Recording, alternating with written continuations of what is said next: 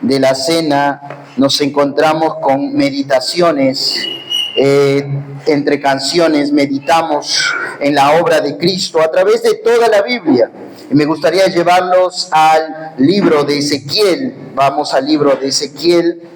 El libro de Ezequiel está agrupado bajo el nombre de los profetas mayores, así que cuando estudies teología vas a ver que uno de los cursos es profetas mayores y ahí está Ezequiel. No es que Ezequiel es más importante que los profetas menores como Oseas, Joel, Amós, Abdías, no significa eso, significa que tenemos a los profetas mayores como los libros más extensos, Isaías 66 capítulos, después viene Jeremías 54 capítulos, y ahí viene Ezequiel con 38, ¿no? Entonces tenemos mucho, por eso se le llamó así, ¿no? Se le llamó profetas, 48 capítulos, por eso se le denominó profetas mayores. Y como bien su nombre lo dice, profetas debido a su género literario. ¿Qué género literario es? Profecía, profético, ¿no? El género literario de profecías. Entonces, te das cuenta allí, ya estamos aplicando lo que venimos aprendiendo acerca de los géneros literarios. Y no podemos pasar por alto cuando leemos la Biblia el entendimiento de qué género literario estamos leyendo. La división del libro se puede hacer en tres aspectos, 3 divisiones tiene el libro. La primera lo vamos a encontrar del capítulo 1 al capítulo 24, en donde Ezequiel profetiza juicio contra la propia nación de Israel, el pueblo de Dios. Ezequiel profetiza juicio contra el pueblo de Dios. Los 24 capítulos se tratan de eso. Y uno puede decir, ¿por qué? ¿Cuál es la razón?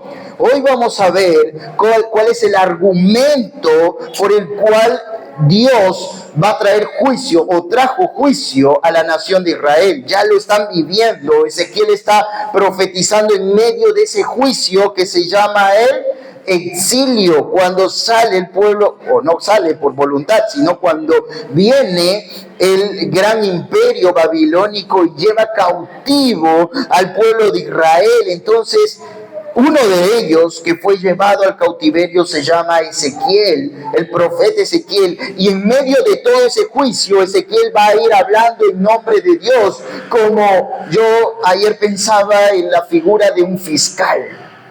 ¿Sí? En la figura de un fiscal que va a estar buscando, va a hablar en nombre de Dios y va a mostrarle al pueblo de Israel todos los pecados, todo lo malo que hay dentro de ellos. Y bueno, ahí tenemos en la primera parte, Ezequiel profetiza juicio contra el pueblo de Dios. La segunda parte, del capítulo 25 al capítulo 33, tenemos a Ezequiel profetizando juicio, pero ahora contra las naciones enemigas del pueblo de Dios. Sí, hermanos, no hay pueblo que le haya hecho daño a Israel, así sea un instrumento de Dios de justicia, que no vaya a recibir también su consecuencia, su disciplina, su castigo, su juicio. Y de eso se tratan los capítulos 25 al 33, los juicios de Dios contra las naciones enemigas del pueblo de Dios. Y finalmente, del capítulo 40 al capítulo 48, Ezequiel profetiza la restauración del pueblo de Dios. Sí, hermanos, Israel no se va a quedar en esa condición. La Israel étnica va a ser restaurada. Israel va a volver a ser regenerada. ¿Cuándo? en el tiempo futuro. Pero Ezequiel va a profetizar, hay una esperanza para un pueblo pecador. Hermanos, y ese es el mensaje que quiero traer a tu mente, a tu corazón. Hay una esperanza para el hombre pecador. Tú y yo, por la gracia de Dios, tenemos esa esperanza. No lo merecemos. No podemos jamás lograr pagar, con todos nuestros años de vida, podremos pagar lo que Cristo hizo por nosotros en la cruz del Calvario. Pero me gustaría seguir viendo contigo el libro de Ezequiel y cómo este libro nos va a mostrar la justicia y la misericordia de un Dios santo que no pasa por alto el pecado, pero extiende su gracia sobre aquellos que se humillan delante de Él. Dios cumple su palabra de juicio y Dios cumple sus promesas, su palabra de esperanza. Hermanos, hemos venido escuchando a nuestro hermano Pedro acerca de cómo el salmista ve a todos sus enemigos y describe cómo el hombre desde la matriz nace con pecado. La perversidad está en nuestras vidas. Alguien decía, cuando un niño nace, no nace ladrón, pero tenemos un potencial. Hermano, tú y yo somos potenciales de cualquier cosa terrible que pueda aparecer en la historia de la humanidad. Solo por la gracia de Dios y el Espíritu que mora en nosotros podemos ser frenados y podemos no seguir viviendo en ese lodo de pecado que caracteriza a los gentiles, a los que no tienen a Cristo. Hermano, ahí veía Edgar en el libro de Levítico cómo había una expiación, pero la expiación era por causa de que Dios había determinado, es la demanda de Dios, ese cordero, ese becerro, ese animal que tenía que ser inmolado, sacrificado para expiar los pecados del pueblo. ¿Por qué razón? ¿Te has hecho esa pregunta? ¿Por qué razón? Porque el pueblo era pecador. Y en esa misma sintonía, Ezequiel nos va a presentar cómo todos somos absolutamente pecadores. Y no hay justo ni aún uno. Ni siquiera alguien que pueda pararse en el vallado, ahí al frente, en la brecha, y decir, mira Dios, por mi causa no traigas juicio a esta tierra. Vamos al libro de Ezequiel, capítulo 22, y vamos a ver allí, me voy a centrar en el versículo 30, pero vamos a ver todo el capítulo 22 rápidamente. Mira lo que dice allí, ponte de pie y lee conmigo la palabra de Dios, Ezequiel capítulo 22. Vamos a leer solo así puesto de pie los 5 primeros versículos del capítulo 22. Dice la palabra de Dios: vino a mí palabra de Jehová diciendo, tú, hijo de hombre, no juzgarás tú a la ciudad derramadora de sangre y le mostrarás todas sus abominaciones. Dirás pues, es una pregunta retórica, sí, él va a juzgar, Ezequiel va a hacer el papel de juez en el nombre de Dios. Dirás pues, así ha dicho Jehová el Señor, ciudad derramadora de sangre en medio de sí, para que venga su hora, y que hizo ídolos contra sí misma para contaminarse. En tu sangre que derramaste has pecado y te has contaminado en tus ídolos que hiciste, y has hecho acercar tu día y has llegado al término de tus años. Por tanto te he dado en oprobio a las naciones y en escarnio a todas las tierras. Las que están cerca de ti y las que están lejos se reirán de ti, amancillada de nombre y de grande tu oración. Cierra tus ojos y inclina tu rostro. Padre, estamos delante de tu presencia porque entendemos aquí un grupo de tus hijos que tú, a través de Jesucristo, viniste a este mundo. El eterno Hijo de Dios se hizo hombre y tomó nuestro lugar en la cruz del Calvario, haciéndose obediente hasta la muerte. Pero también entendemos que a través de los siglos tu evangelio ha sido predicado y hoy somos el resultado de otros hombres y mujeres que obedecieron a tu voz. Padre, gracias.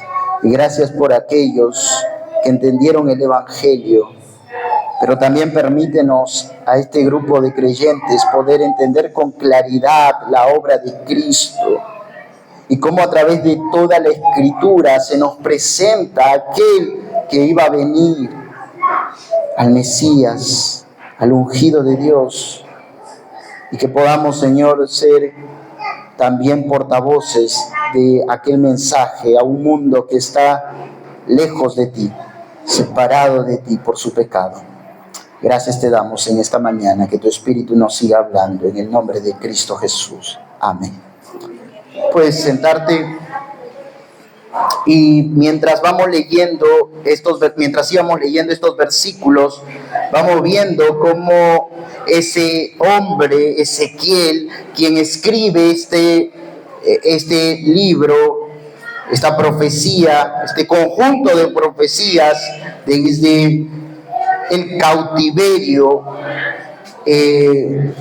va a ser el hombre que va a juzgar a la nación de Israel, a la nación, al pueblo de Dios especialmente. Hay mucha dirección contra Jerusalén y Judá, pero es el pueblo de Israel, el pueblo de Dios, el pueblo étnico. A eso quiero resaltar, el pueblo étnico de Dios, ¿sí? Creemos firmemente que hoy la iglesia es el pueblo adquirido por la sangre de Cristo, es el pueblo de Dios. La iglesia tampoco ha venido a reemplazar a Israel, ni la iglesia es una extensión de Israel. La iglesia es totalmente distinta al pueblo de Israel. Por eso detallo étnico, el pueblo étnico de Dios. Y entonces observamos aquí que Ezequiel va a ser aquel juez que va a mostrar al pueblo de Israel toda su deficiencia, toda su vergüenza, toda su afrenta a causa de su pecado. Ezequiel es responsable de mostrar estos cargos cometidos por el que va a ser el demandado. ¿Quién es el demandado aquí en esta sala de juicio? Israel. El pueblo de Dios, el pueblo étnico de Dios, es aquel que está sentado en la silla y va a recibir todos los argumentos por lo cual debe ser sentenciado a juicio.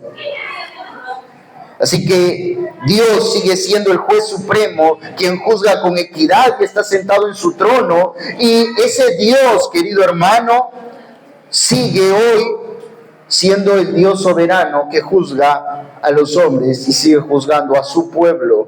Y Él sigue viendo el pecado que hay en su pueblo. Hermanos, si bien estamos hablando de un pueblo étnico, no pierdas tu atención, no pierdas ese sentido en tu corazón de ver cómo estas acusaciones no son lejanas hoy en día. Tristemente lo digo, a la vida de la iglesia, porque hay muchos hombres y muchas mujeres que no reconocen a Cristo como el Señor de sus vidas, que no se han postrado delante de Él, que no viven vidas en obediencia, sino que su corazón está dividido entre señores y sirven. Lamentablemente, aunque no puedan ver o visualizar, están sirviendo supuestamente a Dios, pero también están sirviendo a otras entidades.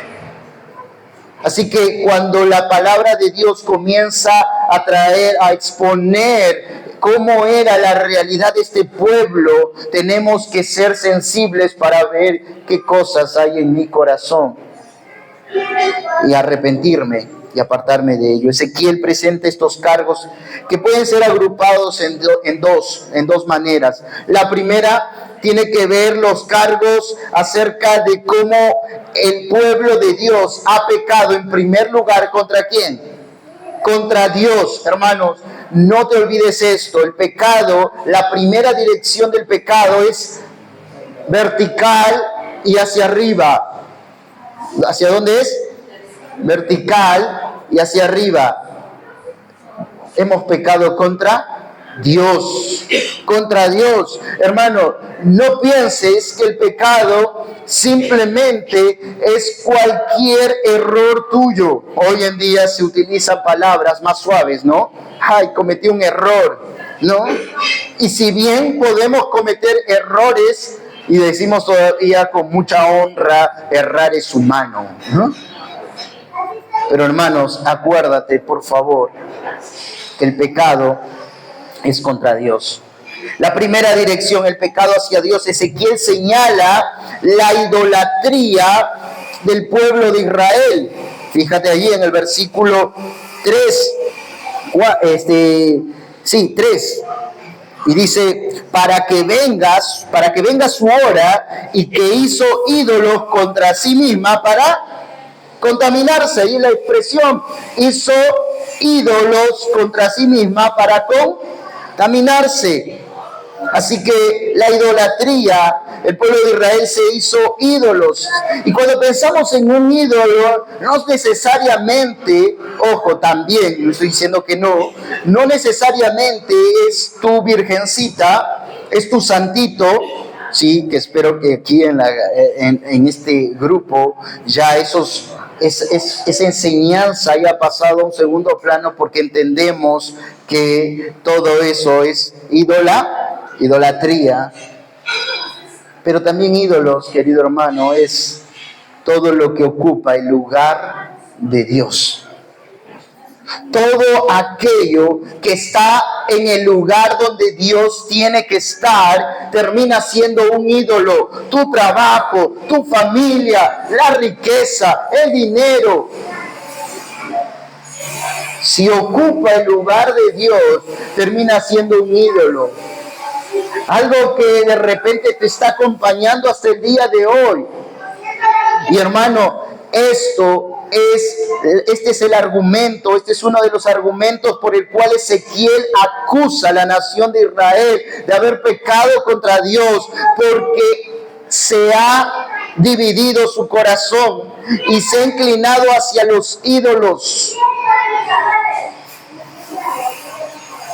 Pero también la segunda dirección, el pecado hacia su prójimo. Fíjate allí lo que han hecho. En tu sangre que derramaste has pecado, versículo 4, y te has contaminado en tus ídolos que hiciste. Versículo al final, por tanto te he dado en oprobio a las naciones y en escarnio. Versículo 5, las que están cerca de ti y las que están lejos se reirán de ti, y amancillada de nombre y de grande turbación.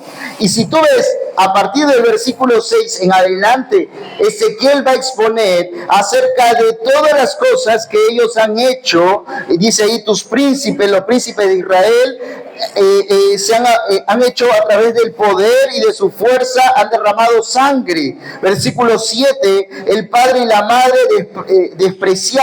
al padre y a la madre despreciaron en ti.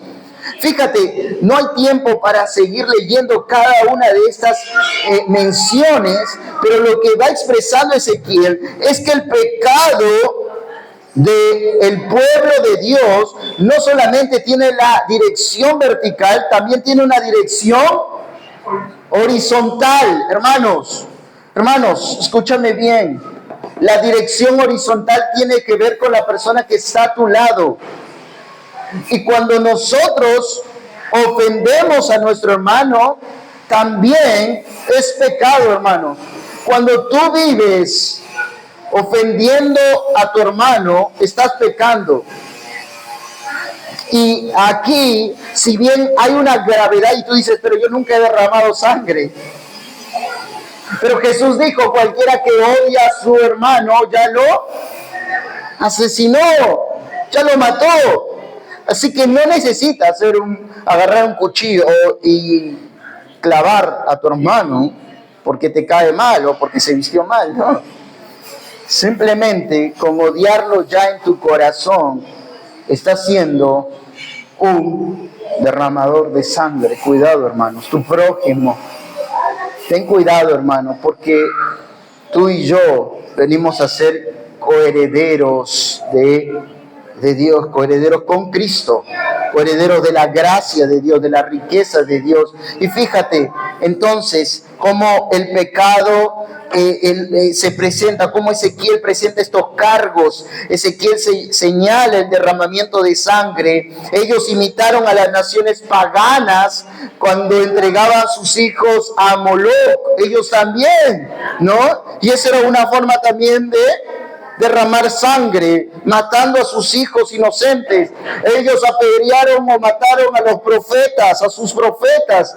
Así que sus manos estaban manchadas de sangre, hermanos.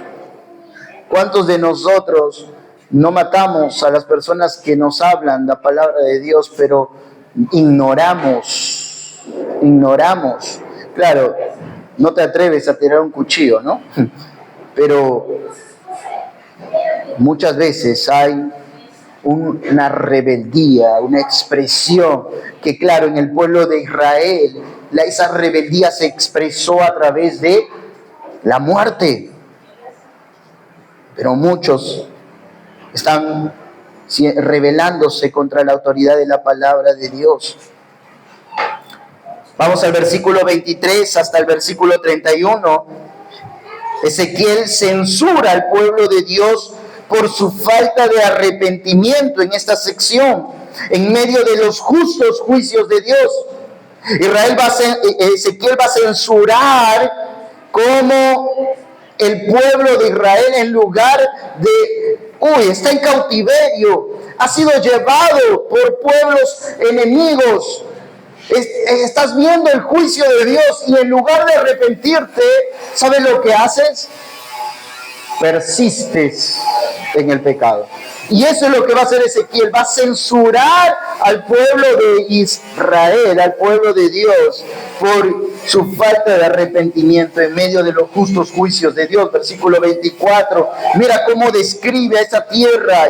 Hijo de hombre, di a ella, a la tierra, al pueblo de Israel, tú no eres tierra limpia, ni rociada con lluvia en el día del furor.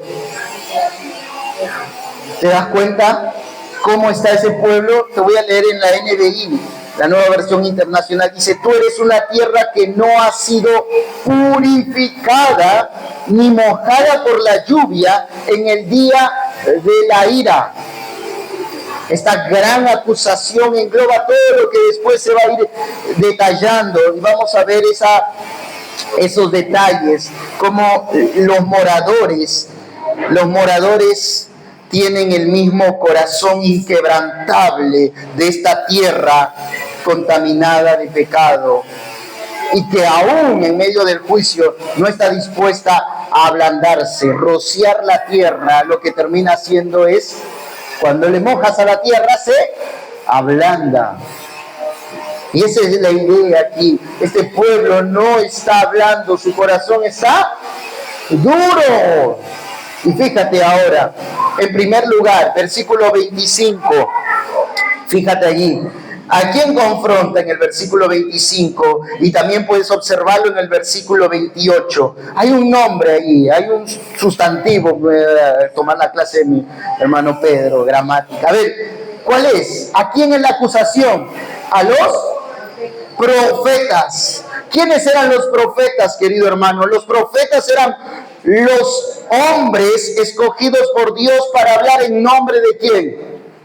En nombre de Dios. Pero mira, estos líderes espirituales son acusados ¿por qué razón? En primer lugar, Ezequiel confronta a los profetas porque ellos han sacado provecho de toda la circunstancia del pueblo de Israel, en lugar de confrontar o denunciar el pecado. Hermano, el papel del profeta era denunciar el pecado.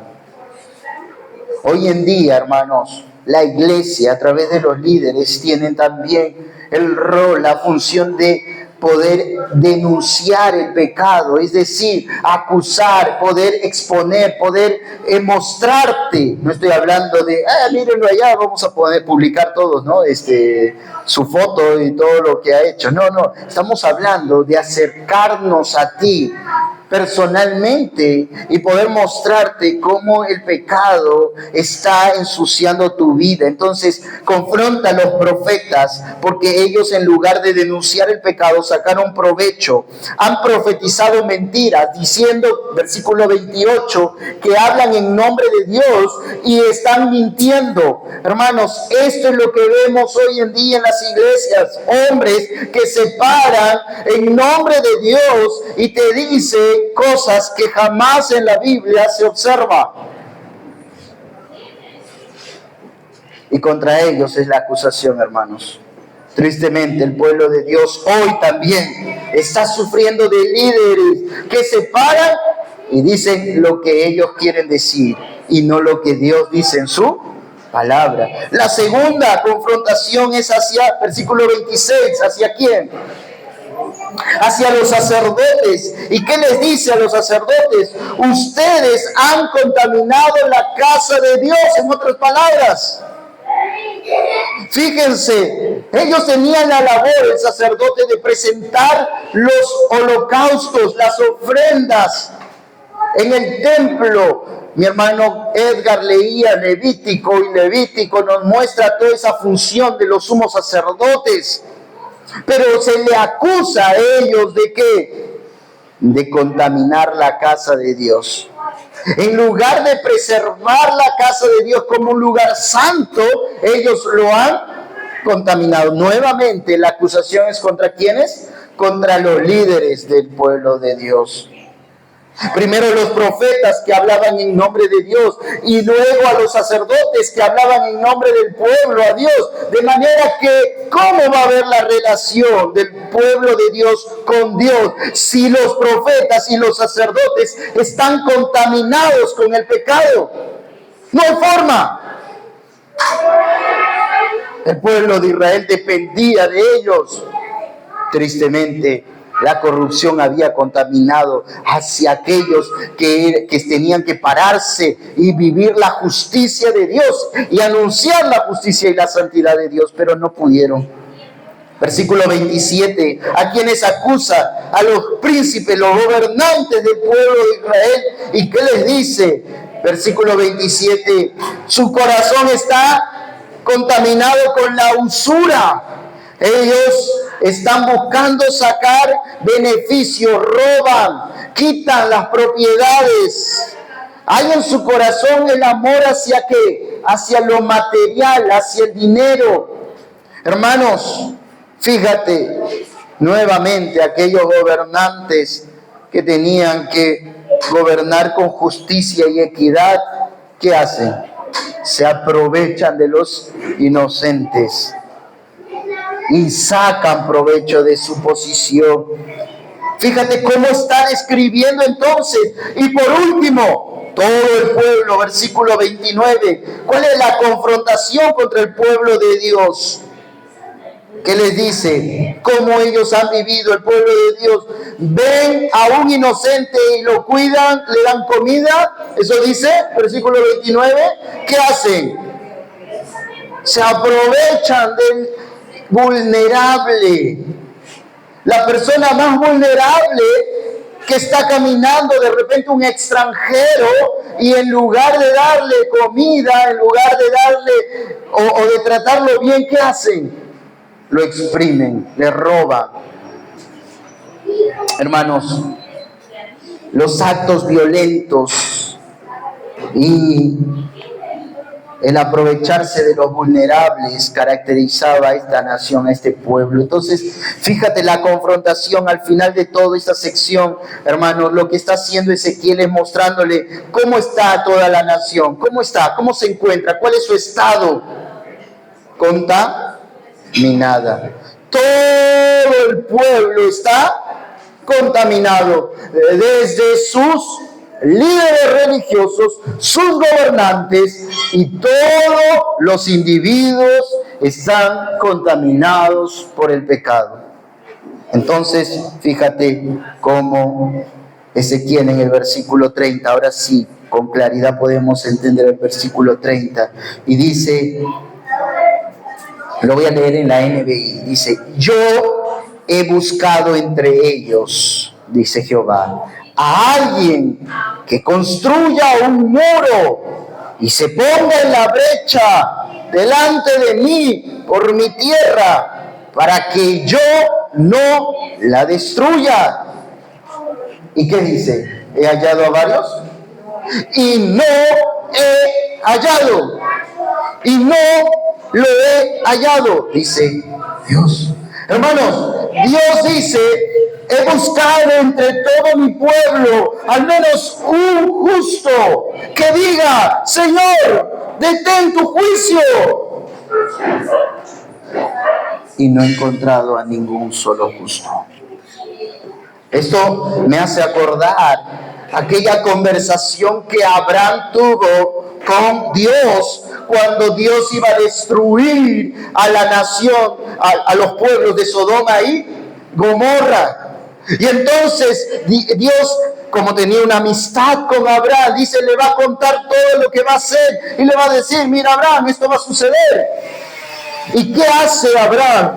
Abraham intercede y le dice, pero Señor, si encuentras 50 justos, la pregunta primero de Abraham es, ¿destruirás también al justo con el impío? En Génesis 18, 23 al 33, puedes observar allí solo para apuntarlo, para tenerlo en mente, Génesis 18. Y la pregunta de Abraham es, ¿destruirás también al justo con el impío? Y entonces en esa conversación Abraham comienza a apelar a la misericordia de Dios y le dice, Señor, pero si encuentras 50 justos, ¿vas a destruir? No, no voy a destruir por amor a esos 50 justos. Y Abraham va contando con los dedos, no hay. 45, Señor, tampoco voy a destruir. 40, ya 30, 20, 10. Ya Abraham se cansó y ni a 10 llegaba. El juicio vino. Hermanos, ¿sabes por qué viene el juicio contra la humanidad? Porque la Biblia dice que en Isaías 53:5, cada cual se descarrió por su propio camino. 53:6. Todos nos descarriamos. Todos, hermanos, todos. No hay ni una sola persona que haya dicho yo camino derechito. Todos nos descarriamos. Cada cual se apartó por su propio camino. Todos nos desviamos, hermanos. Y esta es la idea del pecado, hermanos. Este es el concepto de pecado. Vivir lejos de la voluntad de Dios. Vivir fuera de la voluntad de Dios. Vivir sin la presencia de Dios en mi vida. Así que este es el cuadro que expone Ezequiel y que vemos en toda la Biblia. Es un cuadro que presenta, es un cuadro que describe a toda la humanidad completa, descarriada, sin una dirección, apartada de Dios. Y entonces ahora retrocedemos a Isaías 53:5. Me gustaría así que me acompañes con todos estos versículos finales que voy a ver, ya estamos terminando. Isaías 53:5. Después de decir, o antes de decirnos cada cual se descarrió, allí en el 53:5 dice, mas él, pronombre, ¿Quién es? Él. Por la gracia de Dios tenemos el entendimiento, ¿verdad? Y sabemos que ese Él es nuestro Señor Jesucristo. Mas Él herido fue por nuestras rebeliones, por nuestros pecados, hermanos. Molido por nuestros pecados, el castigo de nuestra paz fue sobre Él.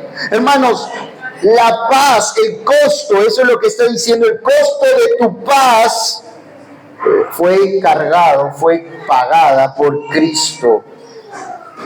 El castigo de nuestra paz fue sobre Él, y por su llaga fuimos nosotros curados. Así que observamos en toda la Biblia que toda la humanidad, no solamente el pueblo de Israel, sino todo individuo se ha apartado de Dios. Todos, no hay ni un solo hombre que pueda decir, yo soy la excepción. No, no hay.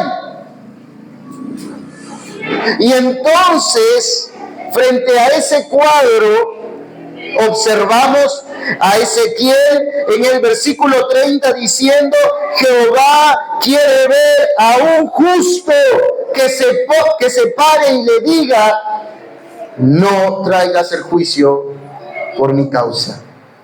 Y no hay ni uno. Hasta que en el cumplimiento del tiempo hubo uno solo que vino a este mundo. Y fue tan justo, perfecto, que se paró en la brecha. Y después de morir, y después de llevar tu pecado y mi pecado, y después de resucitar, le dijo, Padre, no tomes en cuenta los pecados de ellos.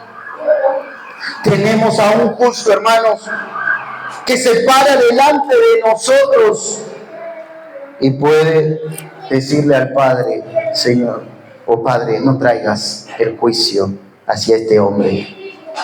Pero únicamente esto es posible por la fe en Jesucristo. Así que vamos a Primera de Pedro, capítulo 2, versículo 22, y vamos a ver a este hombre. Y Primera de Pedro 3:18, todo esto que acabamos de decir en la Biblia. Ahora en el Nuevo Testamento ya hemos pasado del Antiguo y ahora vamos al Nuevo y nos vamos a encontrar con este apóstol Pedro, quien escribe ahí en su primera carta a las iglesias con este mismo sentir. Y dice en Primera de Pedro 2:22, el cual, hablando de Jesús, no hizo. Así que, ¿dónde está el justo, hermanos? Y Pedro nos dice, Jesús. Él no hizo pecado, ni se halló engaño en su boca. ¿Hablando de quién? De Jesús, hermano. Nos muestra la justicia de uno. Y en el capítulo 3, versículo 18, mira lo que nos dice Pedro también, 3:18. Porque también Cristo padeció una sola vez. Pastor, ¿por qué repite 3 veces? Porque hay muchos que crucifican a Jesús muchas veces, o piensan que pueden también recibir muchas veces. Jesús una sola vez murió por los pecados. El justo, y acá está otra vez la declaración de Pedro, el justo por los injustos para llevarnos a Dios, siendo la verdad muerto en la carne, pero vivificado en el Espíritu. El justo por los... ¿A quién buscaba Dios en el pueblo de Israel? A un justo, y no lo halló. Por la gracia de Dios, tú y yo nacimos siglos después. Y Dios busca un justo y nosotros le decimos, aquí está Jesús. Yo he creído en Él. Y Dios ve al justo y entonces el juicio de Dios que debería venir sobre mí, sobre ti, es liberado.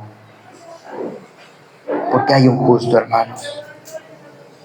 Y me gustaría que hoy recuerdes que ese justo tomó tu lugar, que ese justo fue molido, que ese justo murió y derramó la última gota de su sangre, porque la Biblia dice que después salió agua.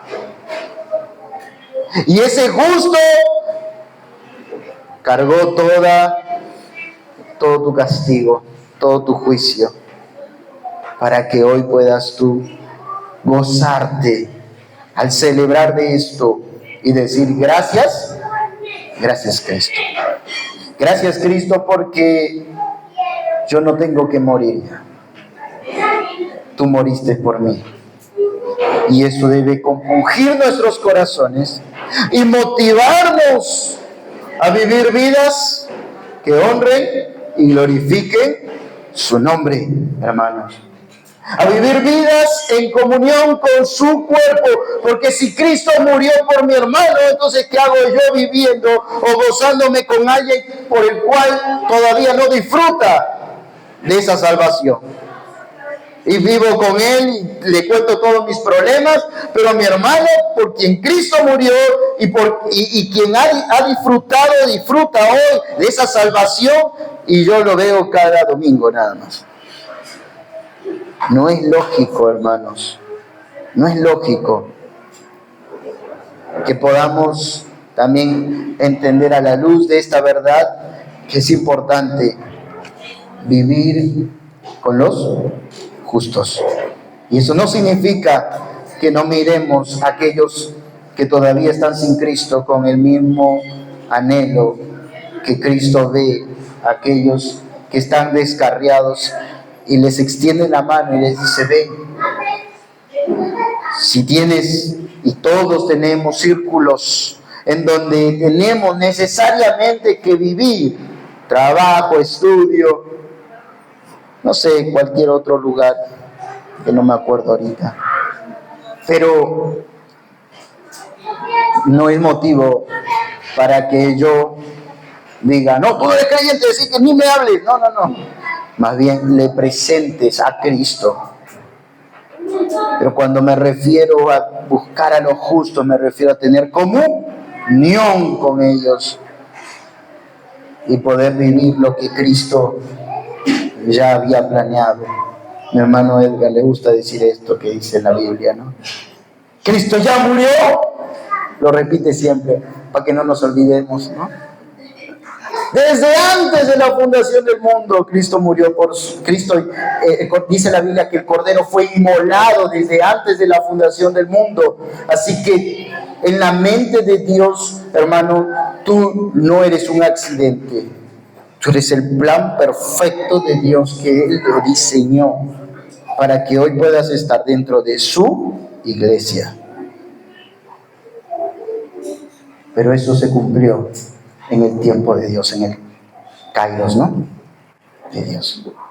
Así que, hermanos, gloria a Dios por eso. Y vamos a ponernos de pie, vamos a orar por los símbolos.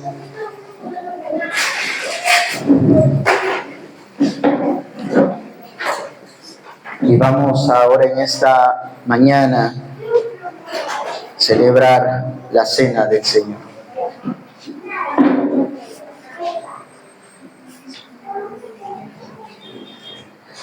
Y ahí puestos de pie, hermanos, recordemos la condición tuya y mía.